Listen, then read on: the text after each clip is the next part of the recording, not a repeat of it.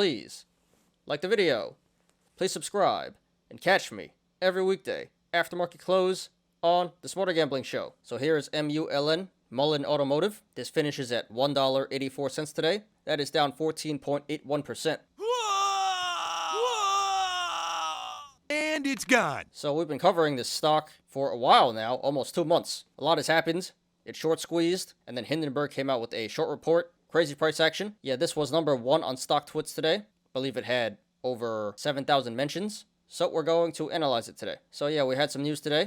So let's check that out first. The company plans to start EV battery pack production at its high voltage battery R&D facility in Monrovia, California. So that was really bullish news. Apparently, the stock was up 20% pre-market and finishes down almost 15%. So crazy volatility today. Crazy swings. And to be honest, I'm not sure how much I believe that news. Fair warning, what I'm going to say is pretty bearish. I've always been pretty skeptical about this stock. So I read the Hindenburg report, did a video on that not too long ago. And, Mullen claims they have state-of-the-art technology in their factories. They had a picture of it on their website, but apparently it's just a stock image. And it's pretty concerning that the company has not responded to Hindenburg yet. If those accusations weren't true, you would expect them to come out and say something, but it's just radio silence so far. So yes, that sounds bullish, but I really don't trust the CEO, and I need to see some proof before I believe that news. And the company's broke. Financials are not good, so I don't really know how they're going to afford this new factory. But anyway, let's go ahead and analyze here. So first of all, this appears to be a cup and handle. Bottom of the cup being the low of 50 cents. And there can be multiple possible tops. It can be 380. And if it is 380, that would be a bearish indicator, because that would mean the cup already topped out and is due for a pullback, which it already is pulling back. But it can also be above 380, and anything above 380 would be a bullish indicator, because that would mean the cup is not completed yet. It can also be 585, 640, 740, 815, 905, 1085, 1165, or even the high of 1590. So the cup and handle can be bullish or bearish depending on where the top is. Personally, I think it already topped out, but longer term, the cup and handle looks bullish, and shorter term, it looks bearish. We do have a double gap down. First gap down at 1190, so that is a bullish indicator. That is telling us that eventually the stock should come back up to 1190 to fill the gap. May take a while, but eventually it should. And then we do have another gap down at 465, so that's another bullish indicator. That is telling us that the stock should eventually come back up to 465 to fill this gap. Again, may take a while, but eventually it should. And now for the bearish stuff. So we do have a double gap up. First gap up at 60 cents, so that is a bearish indicator.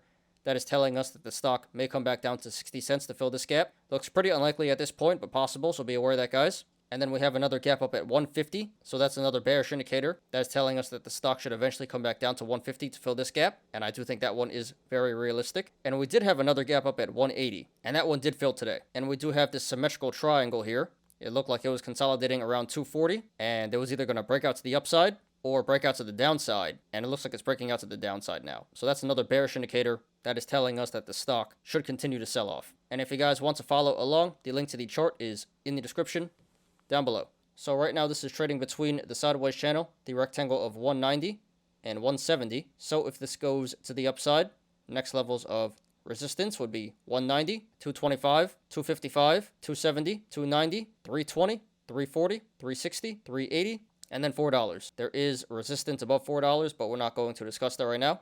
And if this goes to the downside, next levels of support would be 170, 135, 115, $1, 75 cents, 60 cents, and then the low of 52 cents. So right now at this current price, 184, the channels to the upside and the downside are very wide, so expect significant price action either way this goes. However, if/when this breaks 315 to the upside, the channel starts to narrow, so expect a significant decrease in price action if/when this breaks 315. And to the downside, if/when this breaks 75 cents, the channel starts to narrow, so expect a significant decrease in price action if/when this breaks 75 cents. RSI is currently at 40, so that is below average. So according to the RSI, this current price of 184 should be a little bit higher. And this did 108 million in volume today, way above the average of 22 million. So the sell-off today was confirmed by the volume. Okay, guys, just my opinion, not financial advice. So quite honestly, fundamentally, I don't like this stock. Like I said, there were some very serious accusations in the Hindenburg short report. The company has yet to respond to those. That's a red flag. But technically, long term, the chart does look bullish. Got some pretty strong bullish indicators in the cup and handle, double gap down. But in the short term, it is starting to look pretty bearish. Again, we have the double gap up breakout of the symmetrical triangle. So what I'm about to say here is just based on the technicals. Personally, I'd stay far away from this stock because fundamentally, there are a lot of red flags. The CEO has a lot of questions to answer. So if you want to go long, not financial advice, honestly, 184 isn't such a bad entry. According to the RSI, it's already lower than where it should be.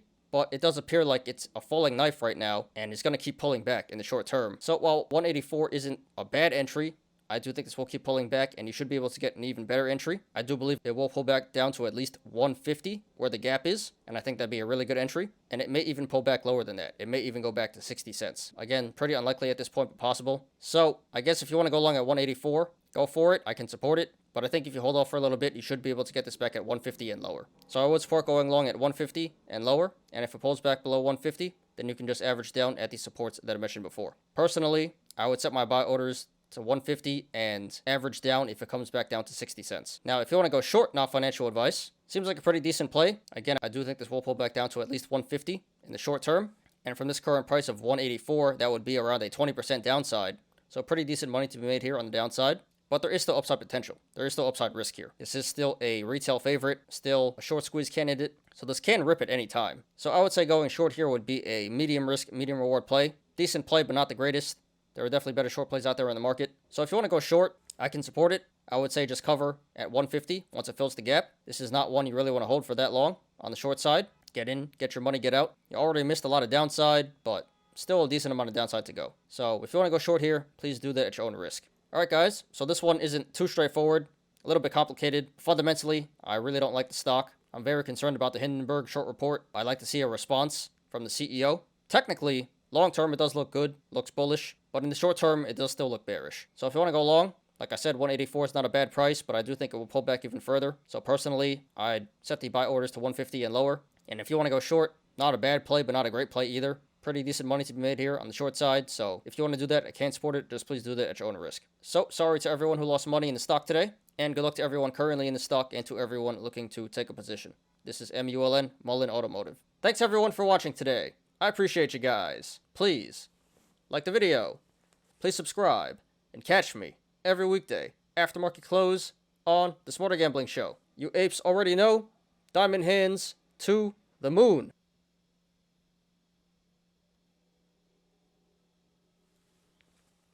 I'm Ty. This is Smarter Gambling. See you guys tomorrow. Peace out.